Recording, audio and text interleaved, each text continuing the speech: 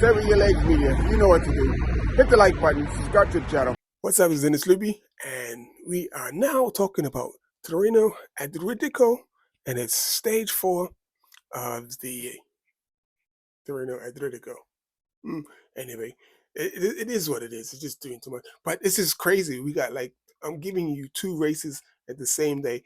It's a lot. It's a lot. And I found myself yesterday having to do these, uh, like the videos over because I was mixing up the results. I was talking about Terreno Adriatico and putting Pitcock and Vanderpool inside no, Paris and putting Pitcock and, see, I'm confusing again, putting Pitcock and Vanderpool inside of that race. So it's just so much going on because the races are on at the same time. You're watching both races at the same time, and then you got to recall and bring a recollection and your viewpoint off of both races. But today's winner was Olav Kooij, and he rides for Team Visma Lisa Bike. So Team Visma Lisa Bike riding on a high.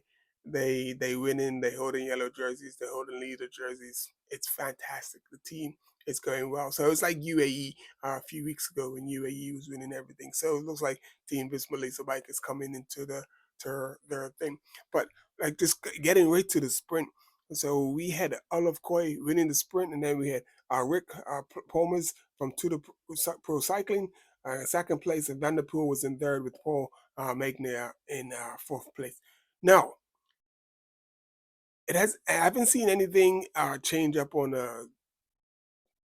pro cycling stats. I haven't seen any changes or anything. I guess no one's protest. But Paul Magner of Suda Quickstep, he definitely made a deviation. He definitely made a move. And that move basically took Matthew Vanderpool out of the running to win the stage. And had he not deviated and basically made Vanderpool like come off the gas, I think Vanderpool would have won ahead of Olav Kooij. And that's 2 days in a row where Vanderpool has had some type of obstacle. Yesterday, it was the barriers, just like the way the barriers were coming around. Hey, it is what it is. You have to deal with these things. But today wasn't barriers. Today was a rider. And it just seems like Matthew's not the type of guy to go and protest and stuff. And I think it should, because when riders do get away with stuff like that, it starts off with a small thing, and then the next thing you're looking at doing a massive deviation and hurting people and taking people out. But hopefully, we won't see that in the future. Hopefully, we won't see that. But that for me gave Olav Kooij the race. It would have been a lot closer. Probably would have been a photo finish between Matthew and Olav Kooij if you just watch the deviation and how it just really just kills all of Matthew's speed. And Matthew was doing the thing, and he definitely would have been there with Olav Kooij. I think he had the speed to come around, but the day was got broken up by the wind and the cold. So they had some rain, not as much rain as yesterday, but it was extremely cold today. The race was like that's some amazing scenery, like riding through the snow-capped mountains, and the wind blowing. So, like with the wind coming off the mountains, and everyone was wrapped up again. Those guys must have been freezing. They must have been really, really freezing, and so many people got showered off the back and separated, not even through the climbs or anything, but through the wind and just the attrition. And it was a good race to see, and it was a good race to see like Visma. Sorry, I gotta stop saying and it was a good race to see Team Visma Lisa Bike and Olav Kooij. He had a brilliant, brilliant say said again. He had a he made a brilliant move up on the right side, and which gave him the win. But just prior to that, Ben Healy took a flyer from about 3 kilometers to go, and when he went, he got a gap, and it was just looking like he was going to hold it because they weren't closing it down. Usually, when a rider gets a gap of maybe 10 to 15 seconds, and especially coming in the last 3 to 2 kilometers, the field, the group in the back, the peloton, like they hunt that person down pretty quickly. But Ben Healy was going hard.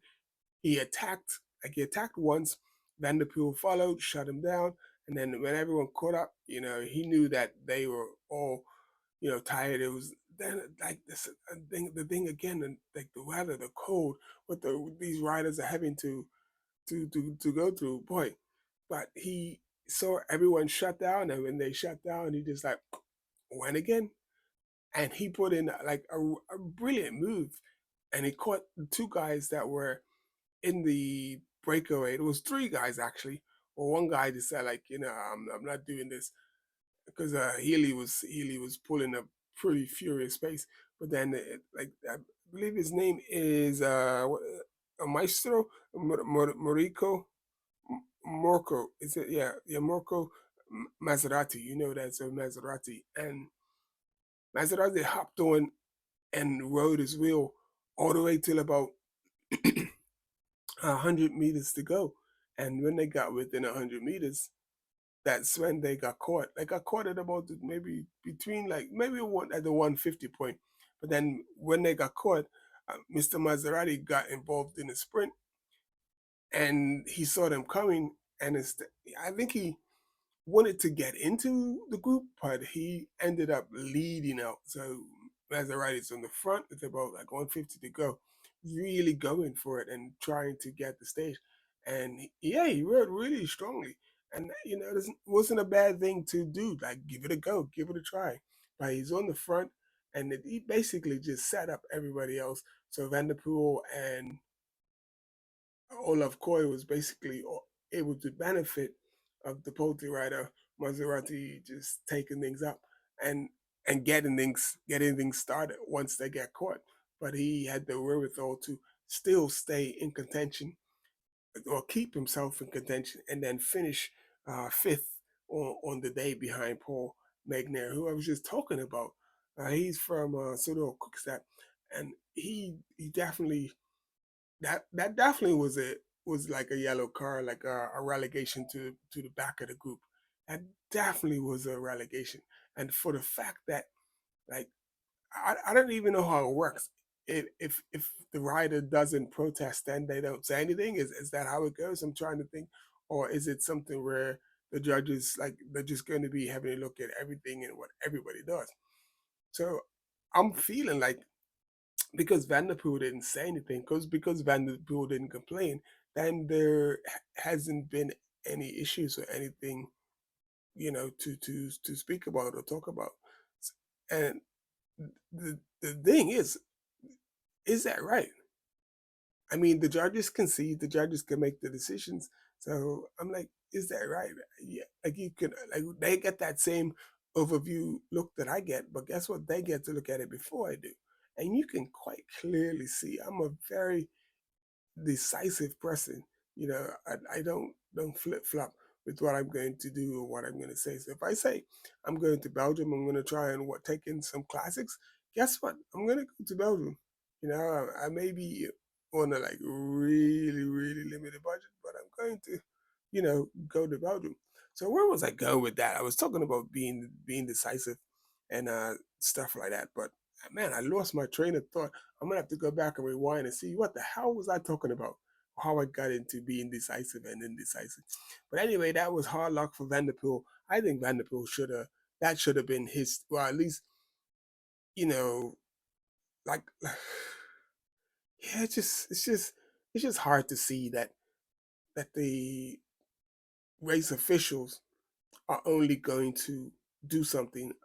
That's what it's feeling like. This is my assumptions that the race officials are only going to do something if said rider complains about said rider, and there was no complaints launched, so they just left it be. But anyway, that was Terreno Stage 4, my preview and review of Stage 4, and which was 190 kilometers, another long stage in the cold. But anyway, in the Slooby Say with your legs media, I appreciate you for tapping in with me, and make sure you hit the like button, subscribe to the channel, check out the Instagram. The Instagram's popping. I got a new segment on there called Breaking News. So check out Instagram where you can just see just me just posting it. Everything is all cycling and it's all love. Alrighty? Peace out. Thank you for tuning in. Remember, like I said, hit the like button, subscribe to the channel. Peace.